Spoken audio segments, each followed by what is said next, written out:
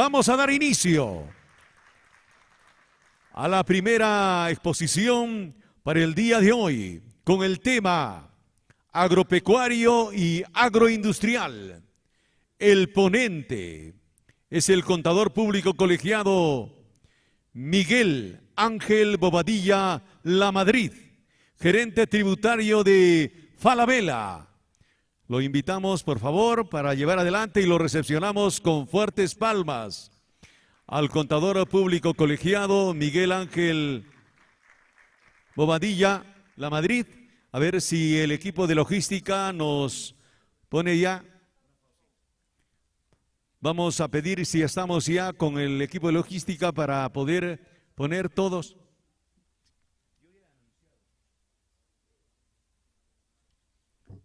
Vamos a invitar a ver si ya ponemos ya las...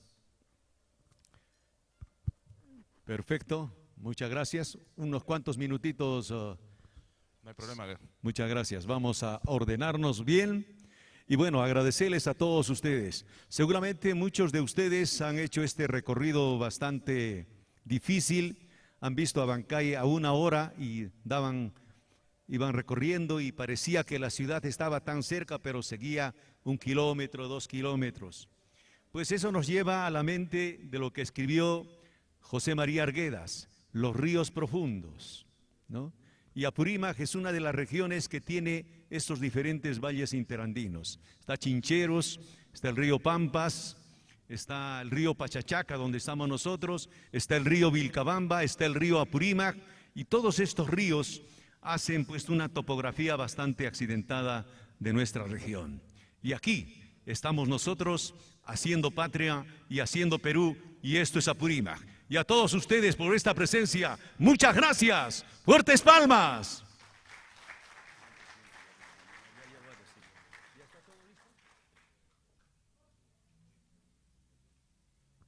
Vamos a encender el proyector, pero ya vamos a comunicarle a nuestro ponente que tiene 45 minutos para llevar adelante su exposición. Faltando 10 minutos le vamos a comunicar con anticipación para que usted pueda cerrar con la exposición y después tendremos los minutos siguientes para poder recepcionar las inquietudes de los asistentes. Habrá un personal que estará con el micrófono, o igualmente también vamos a recepcionar las preguntas por escrito que los vamos a dar la lectura correspondiente.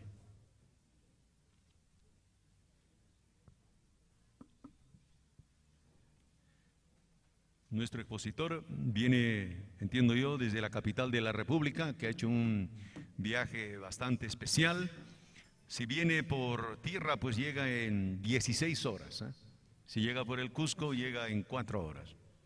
Ese es el recorrido que seguramente han hecho muchos de ustedes.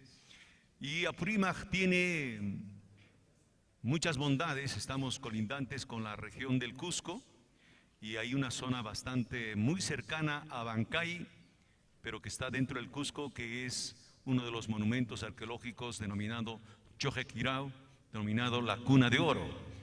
Paralelo hoy, ya de acuerdo a los investigadores, a lo que será el segundo Machu Picchu en el país. Hay toda una política de querer llevar adelante la construcción de un teleférico que posibilitará el acceso de mucha gente a ese patrimonio que tenemos todos los peruanos. Bueno. Y también comunicarles a todos ustedes que Cotabambas es una de las regiones que el Perú y el país ha puesto sus ojos en sus entrañas, y allí no solamente están las bambas, sino también están otras empresas mineras que están trabajando para poder desarrollar todo un proceso minero que seguramente va a contribuir mucho en el país y también en la región de Apurímac. Algunos distritos como Chalhuahuacho, que ha sido anteriormente simplemente un pajonal, hoy se convierte en uno de los distritos que maneja uno de los recursos presupuestales más elevados de la región de Apurímac. Si estamos ya con el equipo técnico, nos dan el visto bueno, por favor, para dar inicio ya con... Ya se ve. Sí, ya estamos. Sí. A ver si bajamos la luz un poco para que se pueda ver, no sé si se ve. Sí, pero Muchas no. gracias. En tal caso le tomamos... Arriba no se ve, dice. Allá. Bajamos un poco el fluido eléctrico, la iluminación. Bien, a ver al equipo técnico, si lo hacen por favor. Queremos que las exposiciones que son el motivo de este importante evento se pueda desarrollar para la satisfacción de todos los asistentes. Entendemos que también tenemos un salón virtual que está siguiendo de cerca esta 28ª Convención Nacional de Tributación. El contador público en los desafíos de la tributación sectorial, nacional e internacional.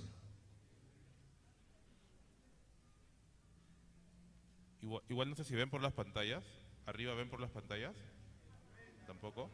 Si las pueden prender en todo caso.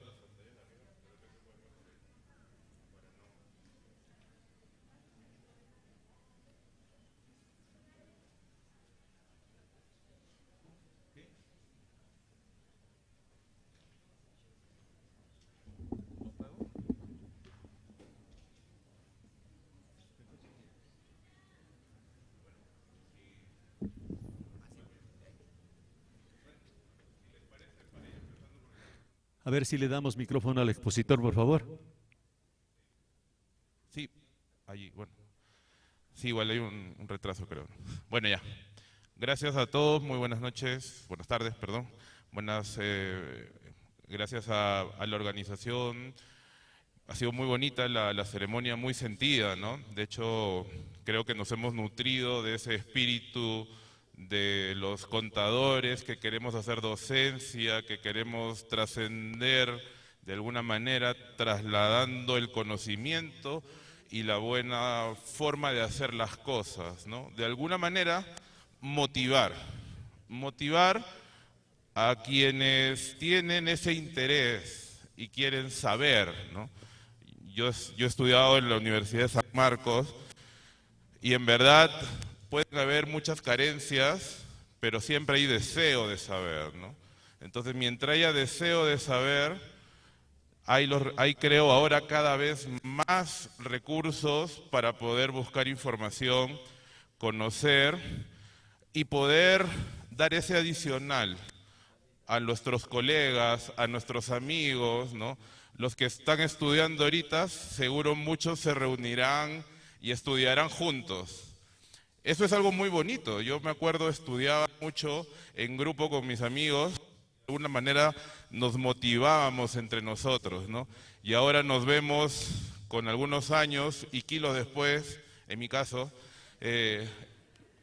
nos vemos de alguna manera realizados, gerentes de algunas empresas, gerentes de minas, contadores públicos, generales de empresas, y tenemos la esencia, ¿no? De alguna manera mantenemos eso que es lo que nuestros profesores y los buenos profesionales que conocemos en nuestra carrera nos han ayudado a tener, ¿no?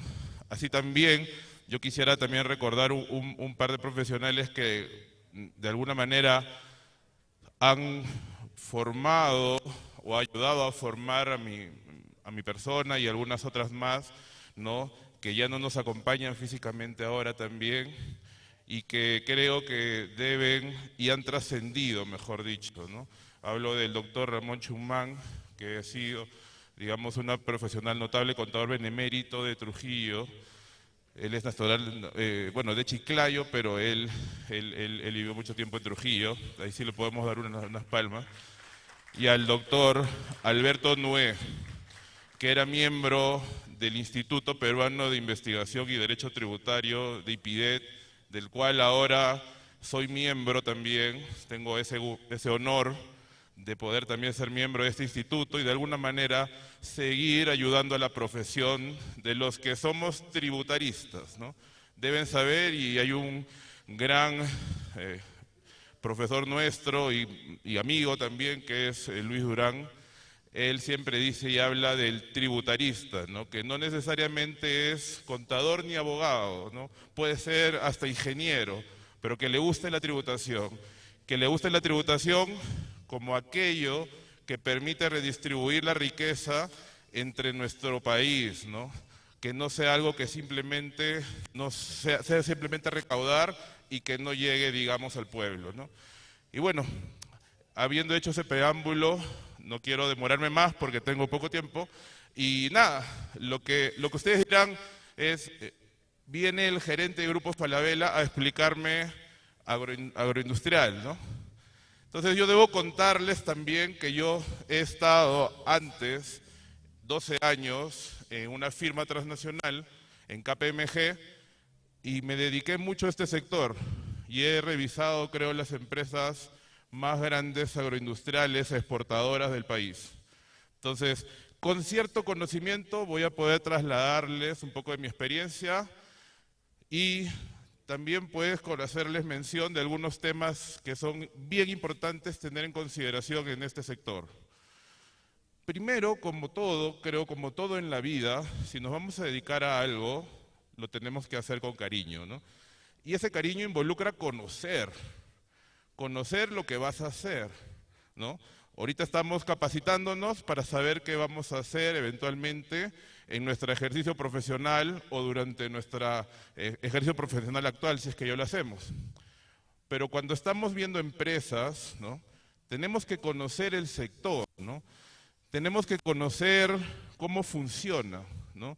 Porque los eventos económicos que se van generando en toda la línea de producción o de proceso de negocios, como contables y tributaristas, además, necesitamos medirlos, necesitamos cuantificarlos, necesitamos emitir estados financieros de manera adecuada y también contribuir de alguna forma, de manera correcta, a la determinación del impuesto a la renta, impuesto general a las ventas donde corresponda, y cualquier otro impuesto que tengamos que cancelar como parte de, digamos, la operación, ¿no?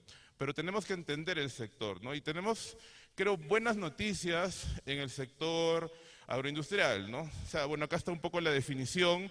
De hecho, la agricultura básicamente es el conjunto de técnicas, conocimientos que se aplican con el objetivo de cultivar la tierra, ¿no? Y la agroindustria es esto llevarlo a un siguiente nivel, ¿no? Que es procesarlo de manera industrial, ¿no? Y eso es lo que vamos a ver de aquí en adelante. Bueno, aquí hay unos datos. Importante ver que en el PBI de los últimos 10 años, el sector agroindustrial ha ido creciendo y ha ido contribuyendo más a la economía de nuestro país, ¿no? A nivel de millones de dólares, está sobre los 30 millones de dólares, habiendo empezado hace 10 años en 20 millones de dólares, con lo cual estamos evidenciando que se ve un crecimiento, ¿no? Y hay un aporte porcentual importante de promedio 6% del PBI en lo que involucra el sector agroindustrial, ¿no? Entonces, un sector muy importante, un sector que, creo yo, dentro de todo, ha servido de motor a la economía. Y vamos a ver algunos datos más para que puedan entender la magnitud de este beneficio, de este sector, ¿no? Algunas zonas, digamos, estos datos un poco desactualizados, pero no encontré uno más a la fecha. Quizás el porcentaje de producción nacional, digamos, de mango, por ejemplo, pueden ver que hay en Piura, en Lambayeque, pimientos, en La Libertad, espárragos. En La Libertad, por ejemplo, también ahora hay arándanos, ¿no? Si alguno ha tenido o ha visto cómo lo llaman al arándano en el exterior, ¿uno sabe cómo lo llaman al arándano en el exterior? ¿Cómo lo llaman? Blueberry, ¿no? En Estados Unidos le llaman blueberry. Y no saben el orgullo. Yo tuve la oportunidad de estar en Estados Unidos y entrar a un supermercado. Cuando tú compras un producto, una fruta, por ejemplo, le ponen un cuadrito como que de varios países y ahí ponen una X de dónde proviene. Y ahí está Perú. Si uno va, por ejemplo, a Costco o a alguno de los supermercados de Estados Unidos, va a poder ver y va a ver que ahí hay una tablita. Está México, Chile, algunos otros países de África, Perú. Y mucho de la fruta que comen, digamos, en Estados Unidos, en Norteamérica, proviene de nuestra tierra y se viene cultivando y creciendo cada vez más, ¿no? También a nivel, digamos, de exportaciones, ¿no? Este es, por ejemplo, los últimos 10 años también. Esto es del MEF, un estudio que ha publicado recientemente. Y miren ustedes cómo ha crecido la exportación, se ha duplicado prácticamente, llegando a un récord histórico en el 2022, ¿no? Nosotros hemos vivido la pandemia, ¿no? Y la pandemia nos ha cambiado mucho, definitivamente. Es algo que ojalá no vuelva a pasar. Pero como decía por ahí Miguel Ángel Cornejo, algunas cosas pueden ser malas, pero a su vez pueden ser buenas, ¿no? Y qué duda cabe que lo que fue primordial en la pandemia fue estar bien alimentados, ¿no? Fue estar bien alimentados y con lo más natural posible. Tanto es así que si ustedes ven, digamos, el potencial de crecimiento o la exportación que hemos tenido, ha sido de alguna manera empujada, ayudada por la pandemia, ¿no? Hemos sido de alguna manera beneficiados dentro de todo en este sector, por lo menos, ¿no? Y la tendencia es a que se mantenga, ¿no? Ya tenemos, digamos, datos comparativos del 2022 con el 2023, el corte a febrero, digamos, la tendencia se mantiene, ¿no? Entonces, es algo bien importante de tener en consideración. ¿Qué productos son los que más exportamos, ¿no? Por ejemplo, tenemos uvas frescas, ¿no? Tenemos, perdón que no se ve bien ahí, voy a ver acá, arándanos, el blueberry, ¿no? Palta, ¿no? También somos unos de los más grandes productores de palta en el mundo, vamos a verlo ahorita. Espárragos, ¿no? Espárragos también es de alguna manera lo que se viene comercializando. Y otros más, ¿no? Aquí también van a ver otros más, este material seguro se les va a compartir. Y también debemos saber dónde está yendo nuestra producción, ¿no? Si ven aquí que este es un cuadro preparado por SUNAT, que PROMPERÚ lo une dentro de un estudio de las exportaciones del sector agroindustrial, y bueno, son datos al 2020, pero son creo yo relevantes, y viendo un poco lo que vimos antes, se mantiene, digamos, esa tendencia. Si se dan cuenta, nuestra producción sale en su mayoría a Norteamérica y Europa, ¿okay? Después viene a Sudamérica, Asia viene creciendo además, ¿no? Y después tenemos ya Oceanía, África, Centroamérica, ¿no? Entonces, nuestros principales mercados es Norteamérica y Europa. Y de alguna manera viene creciendo Asia, ¿no? Y eso es bien importante verlo, porque seguro ustedes han escuchado estos días una noticia no tan buena, pero que está relacionada a cómo vamos a poder crecer en el mercado asiático, porque el mercado asiático es el más grande a nivel de número de personas, ¿no? Están entre India y China los dos países que tienen mayor población en el mundo, ¿no? Nosotros todavía no entramos por India, estamos más cerca de Asia, y se debe, o de alguna manera se ve estratégicamente, que va a crecer las exportaciones a Asia, porque vamos a tener un corredor para exportar de manera más rápida todo lo que son los productos agroindustriales, sobre todo del norte del Perú, de la costa norte, que como vimos es de donde más se producen los frutos que enviamos al exterior. ¿Quién tiene una idea de cuál es ese proyecto que se viene haciendo y que también va a beneficiar a la minería? Pero de alguna manera la agroindustria también se va a ver beneficiada. El puerto de Chancay, ¿no? Ustedes lo han escuchado hace muy poco, seguramente, por una noticia no tan buena, que es que hubo un hundimiento dentro de la construcción de un túnel de casi 2 kilómetros que va a traer o va a permitir conectar una vía de minerales, no me acuerdo ahorita qué mina, pero una de las principales minas que está muy cerca. Pero a su vez vamos a poder exportar cualquier producto desde Chancay. O sea, a Chancay van a entrar los barcos más grandes del mundo. Ahorita el Callao está en desventaja, porque creo que los buques de 40 metros de eslora, me parece, no me acuerdo cuál es la medición, pero que son los más grandes, no pueden entrar. Y a este puerto de Chancay sí va a poder entrar. Entonces, en unos 2 o 3 años, Dios mediante, y ojalá no se paralice del todo ese proyecto, vamos a poder beneficiarnos y continuar creciendo en este sector, ¿no? Y sobre todo en este mercado asiático. Y no es por menos dejar una idea que justo conversábamos con unos colegas anoche, un colega que viene de Venezuela, que también va a exponer, nos decía, ¿cuál es el socio comercial de Perú? No sé si somos conscientes o no, pero cada vez la inversión china está más presente en Perú, ¿no? Ya compraron las principales energéticas de Lima, ¿no? Y va a tener el puerto. Vamos a tener de alguna manera esta sociedad, y que es una sociedad que en el mundo, en la globalización, en la estrategia global que todo país debe tener, debemos también ser conscientes que hay una guerra económica entre China y Estados Unidos. Y China está buscando sus aliados para hacer un enroque en un tablero de ajedrez, ¿no?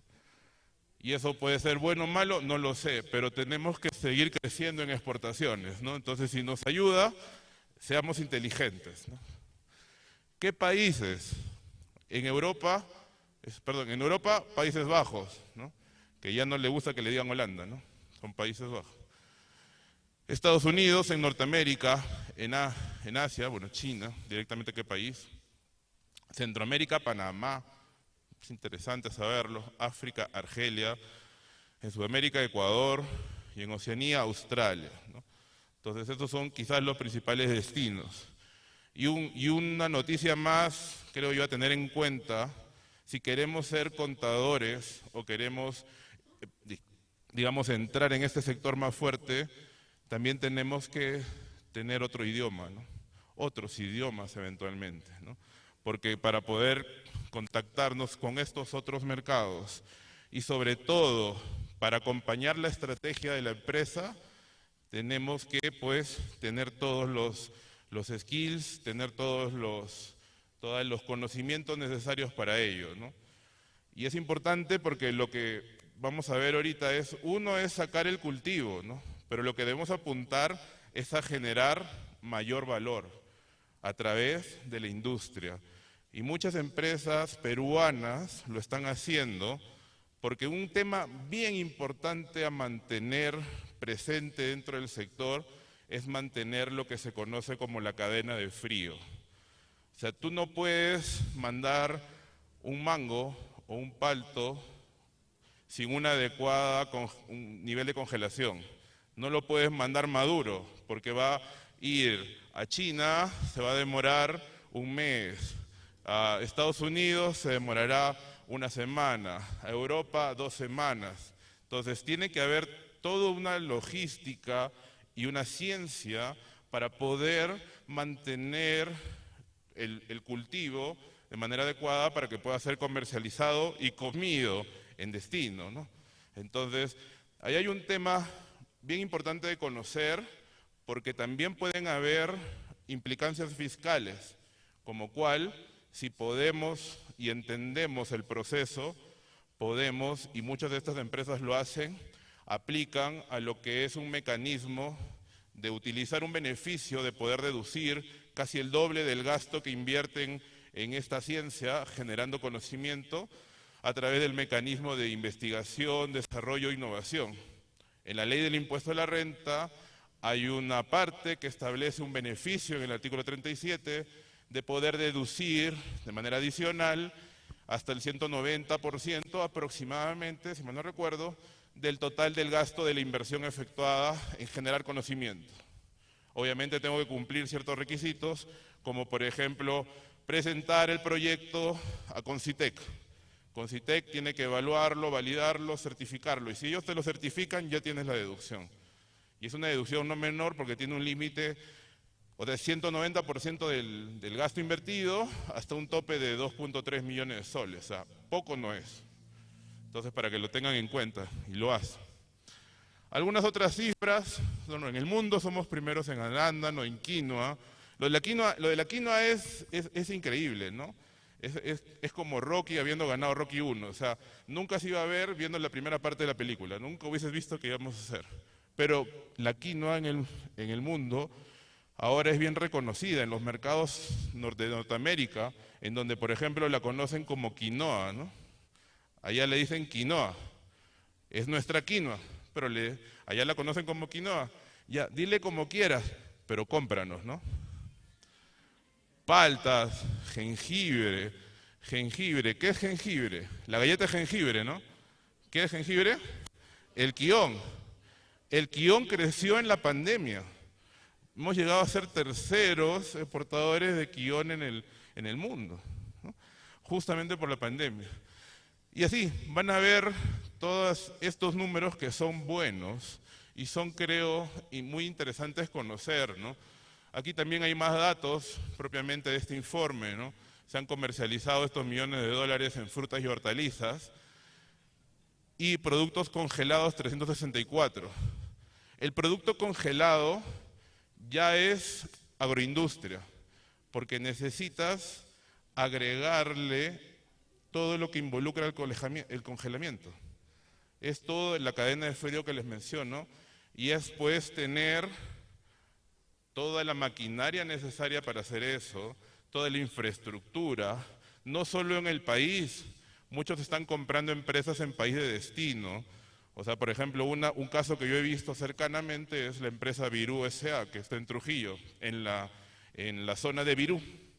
Ellos han comprado empresas en España y justamente son congeladoras, porque ellos siguen manteniendo la cadena de frío allá y están generando más valor, porque si uno hace un doble clic a estos números, van a ver que Virú ya no está exportando mucho frutas frescas o hortalizas frescas, está exportando congelados.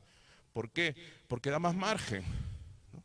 O sea, el sacar el producto nada más y exportarlo es bueno, pero no estás generando una mano de obra más especializada, no le estás generando ese valor adicional. Y eso es lo que deberíamos hacer. Y ese es el siguiente paso, que algunas empresas ya lo están haciendo, pero vamos a ir viendo que el número se concentra, y eso es una de las cosas que deberíamos cambiar, ¿no? El impuesto a la renta. Vamos a ver en un momento más, rápidamente, lo que son los beneficios del sector, porque el sector tiene ciertos beneficios tributarios, pero sin todavía ver eso, y solo decirles que la tasa hasta la fecha es reducida. ¿Cuál es la tasa general del impuesto a la renta? 29.5. ¿Cuál es la tasa del sector agrario? 15. Exactamente, 15. Hasta el momento se mantiene en 15. Vamos a ver cómo está viendo el cambio de una ley que salió en el 2020, diciembre, y entró en vigencia en enero del 2021. Pero teniendo una tasa reducida de impuesto a la renta, no es menor el aporte que viene haciendo del total del impuesto a la renta, ¿no? O sea, estamos hablando de 63.9 millones de soles para el 2022, y ha crecido doblemente si uno lo ve desde el 2012, ¿no? O sea, todos los números van en esa línea, ¿no? En los últimos 10 años hemos crecido, hemos duplicado, hemos crecido el 100%, ¿no? Entonces, se nota de alguna forma hasta aquí, viendo que ha habido este beneficio tributario, que ese beneficio tributario ha ayudado para poder ser más competitivos y poder llegar a los números en los rankings que hemos de alguna manera revisado ahora, ¿no? Pero también es importante hacer un doble clic. Ok, estamos creciendo en el sector, pero ¿está creciendo el número de empresas? O sea, ¿están más empresas logrando ese éxito, captando ese valor? ¿O sigue siendo un número quizás reducido, ¿no? Y bueno, hay una estadística también dentro de este informe de PROMPERÚ, en donde habla del número de empresas, ¿no? Y lo separa por las exportaciones en millones de dólares, ¿no? Viendo el último tramo, digamos, en exportaciones de más de 100 millones de dólares, el número ha ido, digamos, creciendo, pero se ha mantenido aprox en un 10, por lo menos en los últimos 10 años. Igual los que han exportado entre 50 y 10 millones. Los que han exportado entre 10 y 50 millones ha ido creciendo, pero no de una manera tan dramática, ¿no? Entonces, una conclusión que podríamos sacar acá es que, por lo menos los últimos 5 años que dice esta información de PROMPERÚ, se mantiene concentrado el número de empresas, ¿no? Estamos hablando del número de empresas que están generando más valor, son eventualmente solo 10. Deberíamos apuntar a seguir creciendo. Entonces, ahí hay otra reflexión que va de la mano con el cambio de la norma, ¿no? ¿El beneficio ayudó? Sí, pero digamos que ya han llegado este número de compañías grandes a cierto nivel de maduración que hay que pensar si ese beneficio debería seguir de alguna manera impactándolos, si ya han llegado a cierto nivel de gran industria, ¿no? Pero también deberíamos pensar en este otro número de empresas que también deberían llegar a este nivel más alto, ¿no? Entonces, es algo que vamos a ver con la línea de lo que, digamos, se ha movido la ley, en este caso del régimen agrario. Aquí, bueno, está el listado de las empresas, las 7.000 y pico que son, y acá están, digamos, las 10 primeras, y si ven ahí y le quieren hacer doble clic luego, las 10 primeras todas son del norte, de la costa norte del Perú, ¿no? Camposol, Damper, Virú, aunque Beta sí está atrás, está abajo, está en Ica, pero las demás están, la mayoría, en la costa norte, ¿no? Tenemos que conocer el proceso también, ¿no? Un poco estas las fases que puedes tener dentro del sector agrícola o agroindustrial, ¿no? Que es de alguna manera preparar el terreno, crear, digamos, las estructuras para hacer el sembrado, hacer la siembra, trasladar, digamos, las plantaciones, manejar, digamos, todo lo que involucra el proceso de crecimiento de la plantación, ¿no?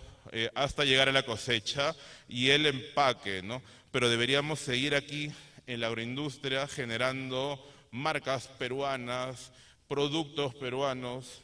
Yo sé que las empresas, como les mencionaba, Damper, Virú, Camposol, están tratando de hacer conservas de diversa índole, tienen tienda, Damper tiene tienda en Trujillo y en el exterior creo que también, en donde vende sus productos encurtidos. Entonces, esa es un poco la idea del siguiente paso, ¿no? Porque eso es lo que va a generar más valor. Aquí también hay algunos riesgos a tener en cuenta en el sector, porque todo sector económico tiene riesgos a tener en consideración. Uno de los temas, aquí hay riesgos de fuentes externas o de fuentes internas. En este caso de fuentes externas, pueden estar sujetos a desastres naturales, ¿no? Por ejemplo, eso es algo que ha ocurrido con los fenómenos del Niño de los últimos años, por ejemplo, ¿no? Eso es muy importante que se tenga medido ese riesgo, ¿no? Puede haber una disminución de la demanda por crisis económica en mercados asiáticos o europeos, aunque en verdad hemos vivido la pandemia y más bien creció la demanda, ¿no? Por el tipo de producto que es de una demanda inelástica, ¿no? Impacto de variaciones de tipo de cambio. Es bien importante en el sector agroindustrial saber que, como ven, todo se exporta prácticamente de la gran industria. y eso se vende en moneda del país de destino, usualmente en euros o dólares. Las empresas agroindustriales llevan su contabilidad, o las grandes por lo menos, llevan su contabilidad en moneda funcional extranjera, en dólares la mayoría. Y esa moneda funcional dólar, pues puede fluctuar de una manera que obviamente puede generar pérdidas en los estados financieros en soles, que tenemos que reportar a la SUNAT, por ejemplo, ¿no? Porque la SUNAT, si no tienes un convenio de estabilidad jurídica y una autorización para llevar contabilidad en dólares, no la puedes llevar en dólares. Entonces, ellos tienen una contabilidad bimoneda, y ese riesgo es un riesgo que siempre deben tener presente, ¿no? Y también en restricciones para otorgar préstamos. Muchas de estas empresas del sector agroindustrial se fondean con capitales verdes. ¿Qué es eso? Es básicamente capital que viene del Fondo Monetario Internacional o de algunos programas de las Naciones Unidas. Y encima vienen con tasas reducidas, y en el Perú, si es que tú recibes, por ejemplo, el financiamiento del Banco Mundial o del Fondo Monetario Internacional, puedes exonerarte o tienes una exoneración de hacerle la retención del impuesto de la renta del 4.99, ¿no? Recordemos que cuando uno paga intereses al exterior, y eso seguro lo van a explicar en una de estas ponencias de esta semana, cuando uno tiene intereses por préstamos que te hace un banco del exterior, ¿no? Le tienes que retener en el país la tasa del 4.99%. Usualmente los bancos no quieren que se la retenga, entonces las tienes que asumir, tienes que registrarlo como gasto. ¿Ese gasto es deducible para el impuesto de la renta? Sí. El impuesto de la renta de los intereses por financiamiento es el único impuesto de la renta que se puede deducir, es el único. Los demás no se pueden. Pero en el caso de recibir financiamientos, digamos, de estos fondos de ayuda, que son del Fondo Monetario Internacional destinados a la agricultura como una actividad crítica para el mantenimiento de nuestra raza humana, no tienen, digamos, esos sobrecostos, ¿no? No tienen el sobrecosto de tener una tasa alta, tiene una tasa beneficiada que lo beneficia, y aparte no tienes que hacer la retención que usualmente tienes que asumir tú. Entonces, eso también es un tema a tener importante, ¿no? Y bueno, ya para avanzar a esta parte, lo que son el régimen propiamente de la ley agraria, del sector agroindustrial, ¿no? Esta ley es la nueva ley agraria, por decirlo de alguna manera, es la ley 31.110, que fue publicada en diciembre del 2020, luego de una serie de revueltas. Estaba a punto de vencer también el beneficio de la ley anterior, que era la 27.360, y bueno, sacaron una ley que creo que ha recogido un poco lo que les venía diciendo, ¿no? Es decir, a la gran industria de este sector vamos a ir quitándole los beneficios.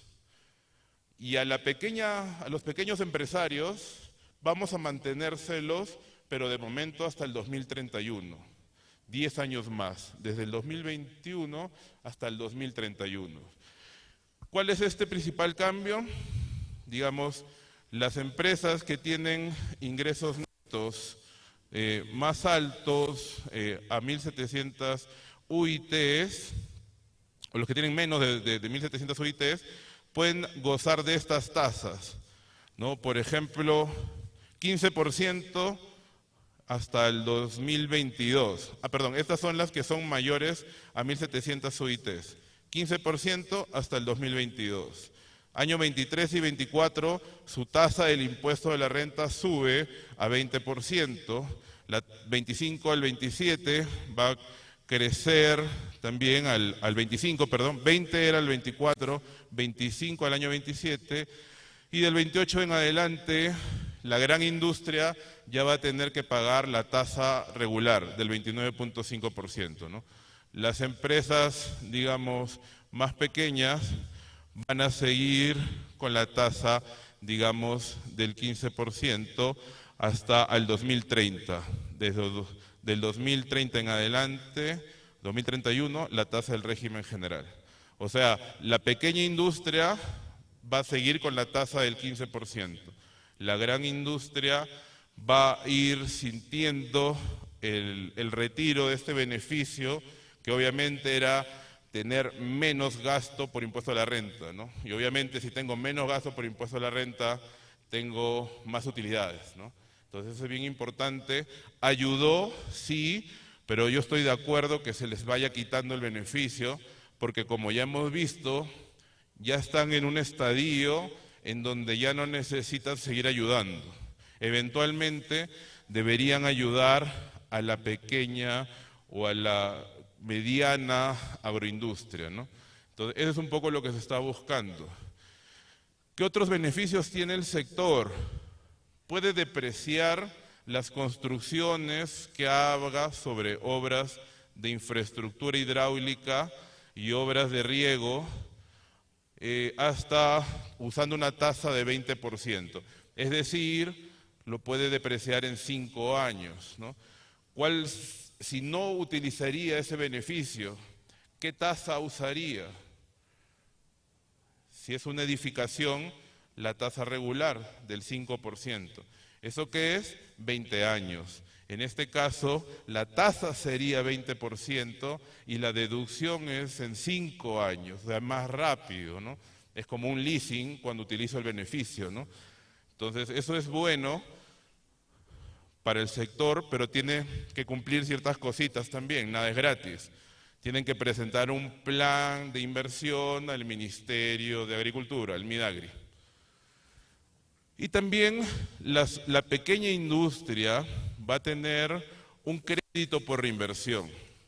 Si sus ingresos netos del año anterior son menor a 1.700 UITs, medido en la UIT vigente, va a tener un crédito tributario de hasta el 10% del programa de reinversión, pero con un tope del 70% de su utilidad del año. ¿Qué requisitos tienes que cumplir en esos casos? Bueno, también presentar el plan de reinversión al Midagri, que lo apruebe, y llevar cuentas de control específicas para poder, de alguna manera, demostrar que has usado este crédito de manera oportuna. Otro punto, ya solamente para cerrar aquí, en esta parte, a tener en consideración, ya hemos visto un poco el sector, ¿no? ¿Cuál es el sector? Sector agrario, agroindustrial.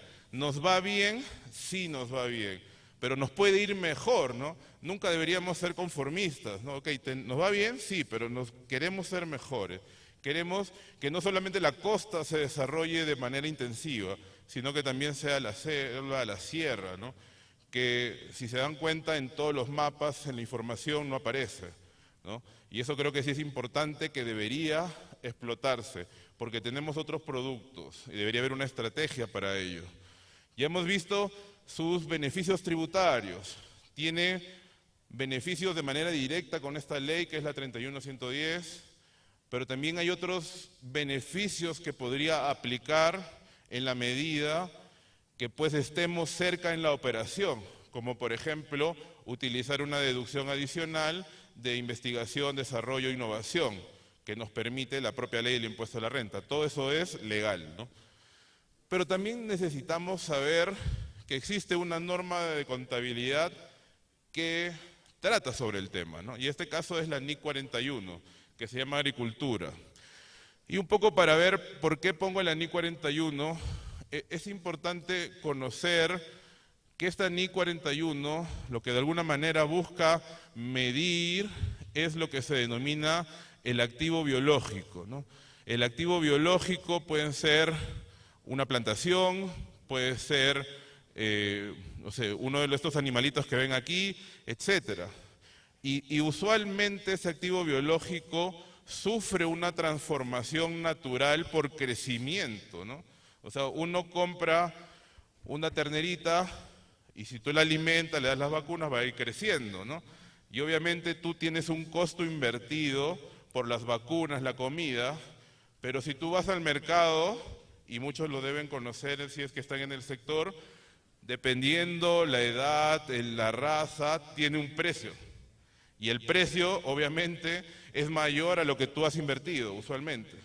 Entonces, cuando sucede eso, hay una brecha entre el costo histórico, que es lo que tú costeaste en tener tu animalito hasta cierta edad y lo que vale en el mercado, ¿no? Entonces ahí hay un dilema bien importante a medir, porque además puede tener repercusiones fiscales. Le queda 10 minutos. 10 minutos, listo, suficiente. Vamos. Bueno, acá está el objetivo, que ya más o menos lo vamos a ver. Vamos a entrar a unos ejemplos para que los puedan ver.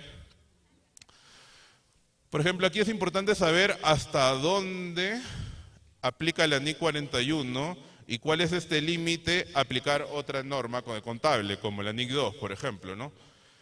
Aquí, bueno, la NIC 41 señala que los productos agrícolas son aquellos productos que se recolectan y provienen de los activos biológicos. Solo se les aplica esta norma hasta la fase de recolección o cosecha. A partir de la recolección ya se le aplica la NIC 2. Por ejemplo, en la industria vitivinícola, hasta la recolección de las uvas, se le aplica la NIC 41, mas no se ocupa de la transformación de la uva en vino, porque eso ya es de la norma internacional de contabilidad 2, parte del paquete NIF del modelo contable que usamos. Y aquí, por ejemplo, este otro ejemplo, en la industria lechera, por ejemplo, esta norma, la NIC 41, no se ocupa de la transformación de la leche en queso, aunque sea desarrollado por el mismo ganadero, ¿no? O sea, solamente la NIC 41 va a ser mientras nace el ternero, se desarrolla, se convierte en vaca, que es el activo biológico, y genera leche. Hasta que, digamos, la ordeñamos, hasta ahí es el activo biológico. Pero cuando ya sacamos la leche, eso ya es NIC 2. Y ahí es donde tengo que ver el proceso de transformación y obviamente utilizar la norma contable correspondiente, ¿no? El fenómeno del valor razonable, ¿no? Eso es lo importante medir aquí, porque muchos van a ver en los estados financieros de estas empresas que tienen un rubro de valor razonable de activos biológicos. Y es un ingreso no menor, es un ingreso que está en el estado financiero y es importante para estos negocios. Y ese es un fenómeno, o sea, es un fenómeno en el sentido de que es único de alguna manera este sector, y en esa línea de reconocer financieramente en nuestros estados financieros, valga la redundancia, el valor de las compañías. O sea, yo no puedo tener, y ese es un poco el razonamiento del modelo contable que usamos, no puedo pensar en tener un costo histórico o mi información financiera costo histórico sabiendo que ese producto en el mercado vale 10 veces más. O sea, tengo que incluirlo en mi estado financiero. Y el tema también que tenemos que evaluar es, ok, yo lo pongo al estado financiero, pongo 50 millones de dólares de ingreso por valor razonable. O sea, ¿eso significa que tengo que pagar impuesto a la renta por esos 50 millones de dólares? Si todavía no lo he cobrado. O sea, es algo expectaticio, es una expectativa, ¿no? Vamos a ver eso un poquito, porque eso va sobre la base de esta transformación biológica, ¿no? Y este es el fenómeno que les decía, ¿no? El costo y el valor, ¿no? Alguno recordará el eslogan del diario Trome, creo, ¿no? Que era, cuesta 50 céntimos, ¿no? Vale mucho más. Porque no es lo mismo costo y valor. Costo es lo que invertiste, valor es lo que para ti representa, ¿no? Muchas cosas pueden representar más para nosotros que el costo porque le tenemos cariño, ¿no? Y eso es un fenómeno natural. Y eso ocurre en este sector bastante, ¿no? Bueno, para más o menos ir cerrando por el tiempo, como mencionaba, por ejemplo, cuando nace una cría de un animalito, ¿no? De un becerro, digamos, ¿no? Cuando nace, ¿qué costo tiene? Por ejemplo, se han puesto a pensar, imagínense que ustedes son contadores de una ganadería, ¿no? Y nace. ¿Le dan un valor o no le dan un valor? Podrían decir, no sé, las vacunas, no sé, el veterinario que fue a verlo, ¿qué será pues? 1.000 soles o 500 soles, no sé. Pero en verdad, el ternerito tiene ese valor. Lo que te dice, digamos, la NIC es, anda al mercado y fíjate cuánto vale, ¿no? Y puede ser que valga 1.200, ¿no? Y cuando crece un año, ¿cuánto vale más? 500 soles más, de repente. Entonces, yo puedo haber invertido mucho menos, pero tengo simplemente por la transformación biológica, por haber nacido y haber crecido, tengo una ganancia que se refleja o se mide sobre la base de cuánto está en el mercado este animalito, ¿no? Entonces, aquí, bueno, acá hay un caso un poco más elaborado. Aquí habla de una compañía ganadera que en enero tiene 5 animalitos de 3 años de edad. El 1 de abril compró dos animales de 2 años por 200 cada uno, y el 30 de junio nació un becerrito, y el 1 de octubre vendió un animal de 2 años y medio, ¿no? 300 soles, ¿no? Y bueno, lo que sí necesitamos son estos valores, ¿no? O sea, ¿cuál es el valor razonable de este animal de 3 años al inicio, digamos, del año? ¿Y cuánto es el valor al cierre del año? Y el animalito de 3 años al inicio de año se convertirá en 4 años al siguiente año, al fin de año, ¿no? Igual este de 2 años va a seguir creciendo, etcétera, ¿no? Entonces, por eso están estos valores. Esto es lo que inicialmente se midió y esto es, digamos, el cambio que sufre dependiendo del momento en el que está. Y aquí, de alguna manera, hemos querido mostrar eso, ¿no? Primero está el valor razonable de todos, eran 5 por 400, 2.000 soles inicialmente. Compré el 1 de abril, 2 animalitos a 200 soles, nació uno, ese tuvo 100, digamos de alguna manera, aumentó su valor razonable porque los 5 animalitos que al inicio de año valían 400, al fin de año ya valen 420, y tengo que ir midiendo esas variaciones, y a su vez al último tengo que hacer, el último lo que tengo que hacer es, ese animalito que al inicio de año era 3 años, ha crecido 1 año, ¿no? Al fin de año ya va a tener 4, por lo tanto debo medir su valor a 500, y 500 menos 420 porque ya lo he sido acá, ¿no? Entonces, estos son todos los valores, y tengo como activo biológico 3.030 soles, ¿no? Esto es solamente como para ver la matemática del número del valor razonable. Y ahora es lo que vamos a ver con la diferencia con el tratamiento tributario, ¿no? Vemos que tenemos tasas, sí, dale, gracias. Tenemos tasas del impuesto a la renta reducidas y bueno, el fenómeno del valor. Y la pregunta aquí es, estos cambios en el valor razonable que han habido, que es 830 soles, ¿debe pagar impuesto a la renta, no?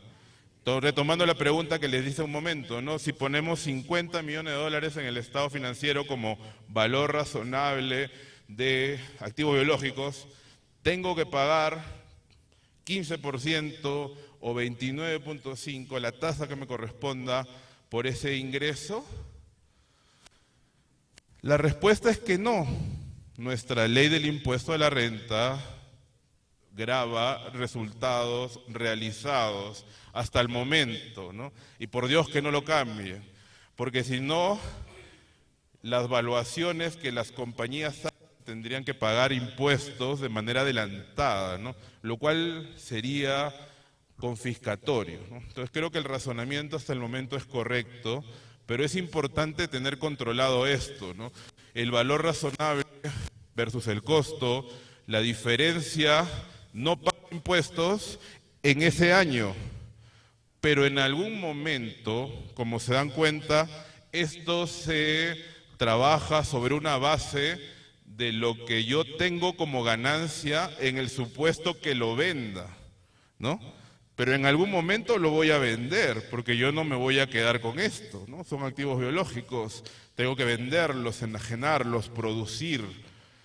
Entonces, no voy a pagar impuesto al momento de la valorización, pero voy a pagar impuesto al momento que lo venda. Después, cuando suceda, en un futuro cercano, lejano, no lo sé, pero futuro. Y allí nace la famosa NIC 12, ¿no? Y entra la NIC 12 y te dice, reconoce ese impuesto que tendrás por pagar en el futuro cuando realices esta operación. Y eso se le conoce como pasivo por impuesto a la renta diferido. Rubro no menor en este tipo de industrias en los estados financieros. Si tienen la posibilidad de revisar estados financieros de empresas agroindustriales, que por cierto es bien difícil de ubicar, no están en la Superintendencia de Mercados y Valores, guardan muy bien su información, no es pública, pero si tienen algún contacto, han visto algún estudio o algo, revisen que la nota de impuesto a la renta diferido.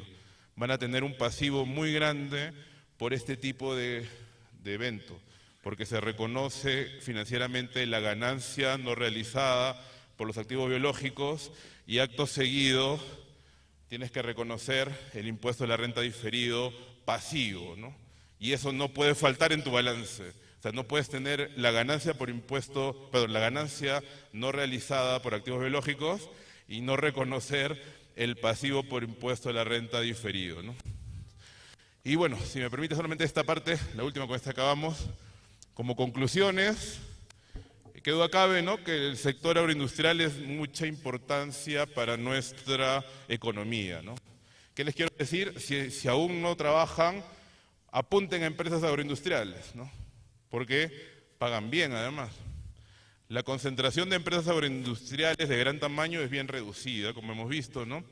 Los beneficios otorgados en los 90, o finales de los 90, que era la ley, la 27360, la anterior ley agraria, ayudó, pero ahora es importante ir retirando esos beneficios. Pero creo que también deberían seguir apoyando los cultivos originarios, que eso no lo hacen. Desde el punto de vista de estados financieros, es importante tener bien controladas e identificadas estas diferencias en los tratamientos, ¿no? Conociendo estos riesgos, conociendo la operación, ¿no?, los valores razonables, la moneda funcional, conociendo esos eventos, lo van a poder manejar de manera adecuada, ¿no? Y tienen que ser medidos de acuerdo con la NIC 12, ¿no? Y bueno, lo último, la tributación del impuesto a la renta considera rentas generadas, producidas, ganadas, no potenciales, ¿no?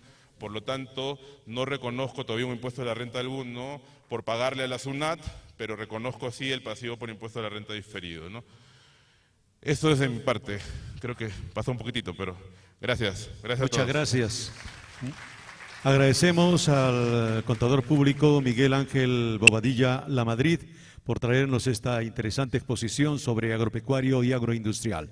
Muy bien, si tenemos las preguntas, tenemos una señorita que está con el micrófono para alcanzar. Si hay alguna inquietud. ¿Todo clarito? ¿Sí hay? Al tema, por favor. Gracias. ¿Su nombre?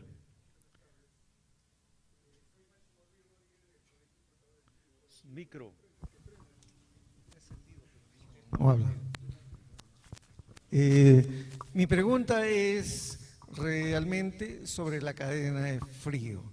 ¿Qué beneficios tiene igual que la agricultura? ¿O qué propone usted para que SUNAT pueda darle mejores beneficios? Bien, muchas gracias. Micro, dale. Dale micro, ¿quién está atento, hermano? ¿Con este? Hola. Sí, este. Adelante. Ya. A ver, beneficios tributarios para la cadena de frío per se no hay con ese nombre, ¿no? Que yo sepa, por lo menos. En todo caso, si hubiera alguno, no creo que la haya, la verdad, pero creo que se podrían manejar algunos, como por ejemplo, eso puede ser adquirido vía leasing, ¿no? Es una construcción de una fábrica, y si yo puedo construir la fábrica a través de un financiamiento bancario de esta figura, que es un leasing, podría utilizarlo y depreciarlo en no menos de 5 años por el tipo de